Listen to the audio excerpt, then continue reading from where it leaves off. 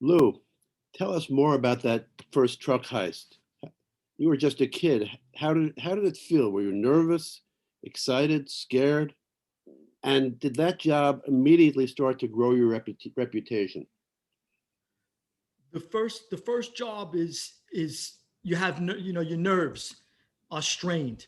You're doing something for the first time, and like everything else in life, it gets easier each time. So the first time you hijack a truck, uh, it's it's something so new that your body is like, every last fiber of your being is right at its end when you do it. And then by the time you get to the third or fourth hijacking, it's like just putting on your underwear. You get on the truck and you're like, all right, where's the guy? Come on, get over here. You got to get tied up. We'll have you home by dinner with your wife and kids. Don't worry about nothing. It becomes like a standard procedure almost. And it must be the same thing with even like a law enforcement officer. I would imagine like a rookie cop goes to make his or her first arrest, and they're probably like nervous, they're not sure how it's going to go down. And by the time they've been on the job for a few years, what's an arrest? Big deal, get against a car. So I think it's the same thing. And also too, if I learned in the beginning when I was a kid that the biggest part of hijacking or heists, unless you're getting cold cash, is having somewhere to take it. So when I was a kid, I didn't have the network of fences to take stuff. So, we called this one, we called that one, call your cousin, I call my uncle, we're trying to unload. Well, actually, my first hijacking went to a guy who owned a body shop, the goods. But after that, we continued to hijack trucks and we were getting all kinds of things we didn't know how to sell. So where are we going? Call your cousin, call your uncle, call Jimmy, call Froggy, call this one, call that one. And we try to move stuff. And eventually you meet through a network of people, you meet a fence. I had one good fence, but I met a number of fences. And those are the guys that take things off your hands. So now it's worth stealing. You have to think about that. Stealing is the easiest part of something.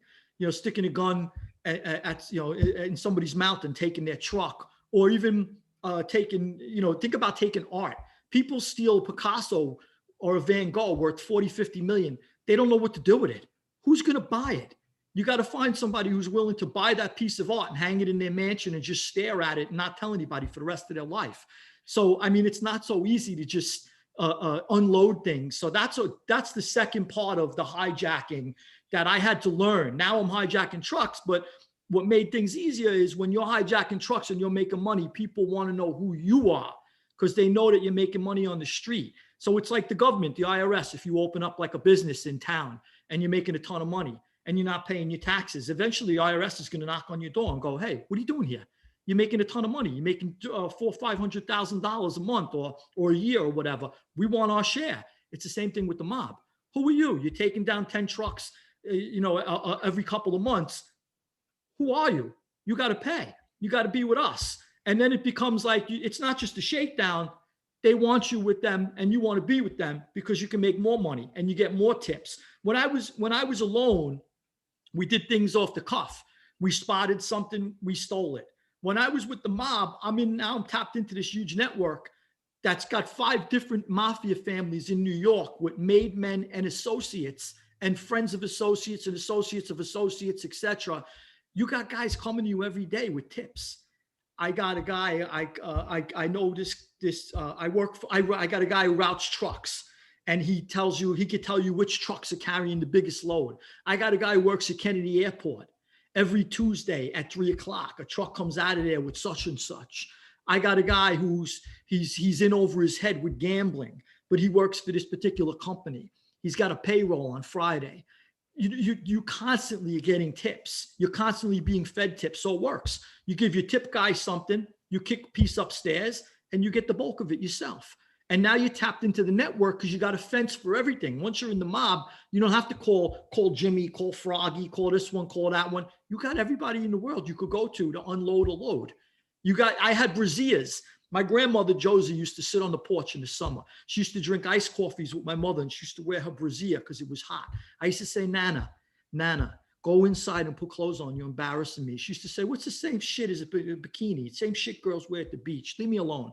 Meanwhile, those big, giant cone cup brassieres, I had about 250,000 of them on a truck once.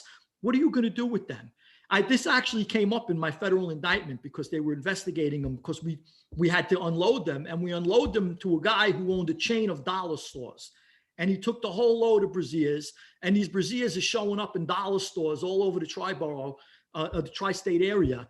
And finally, the feds went to the dollar stores and they found the brassieres, and they started putting it back together, and they traced it back to me. And by the way, it was supposed to be a load of Victoria's Secrets. We got the wrong truck.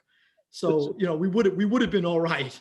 But so this is part of the life is first you got to get acquainted with how to steal. Then it becomes normal. Then you got to get a network where to take it. And that's the second part of it. And like I said, if you don't know where to take it, if you got a load, people, you know how many loads sit and they sit there until they're confiscated, or the person abandons the load because they don't know what to do with it. How many times I met guys on the street would tell me my first load was this, my first load was that, and I left it on the corner of Flushing Avenue. I left it over here. I left it on Grand Avenue. Would you leave it? I didn't know where to take it. I had nobody to take it, to unload it to. You can't just go knocking on people's doors and say, I got a truckload 18-wheeler. You ready for it? People go, what is this guy, you kidding me? So that's a whole network that's built into the streets. So once you get, it's like a subculture. Once you get deeper and deeper into it, then you have the connections to unload anything. By the time I was deep enough into it, I could have unloaded a Picasso. I had a guy in the city. I had one of my fence who went bad. He was probably close to 70 when he went sour. My fence was one of about 4 or 5 fences in the 47th Street Diamond District in New York, who could have moved absolutely anything in the world. You could bring him $100 million in diamonds and he could move them. There weren't many people who could do that. And my fence was one of them. And he was right. He was well known. He was down there for about 30, 40 years. He knew the district like you can't imagine. You could be walking down the street with him. He knew that district so well. You could be walking down the street with him. He'll go, see that Orthodox Jew? Yeah, he's an undercover agent. How do you know? Because I never saw him before. I know every Orthodox Jew on this block. It's as easy as that. I mean, this guy knew the district like the back of his hand and could move anything. And he had connections all over the world. Part of my downfall, which is a whole other story, is when he went sour. And he said to the FBI, all these heists, some of the biggest heists in US history, all these heists that you've been looking into, it's this kid. And the FBI was like, what? Are you kidding me? We were looking at guys, Jimmy Burke, we were looking at from the, guys like that, from the Lufthansa heist. We were looking at old timers. We didn't know it was a kid in his 20s. So that was my big part of my downfall was when this guy who was close to 70 went sour and gave me up.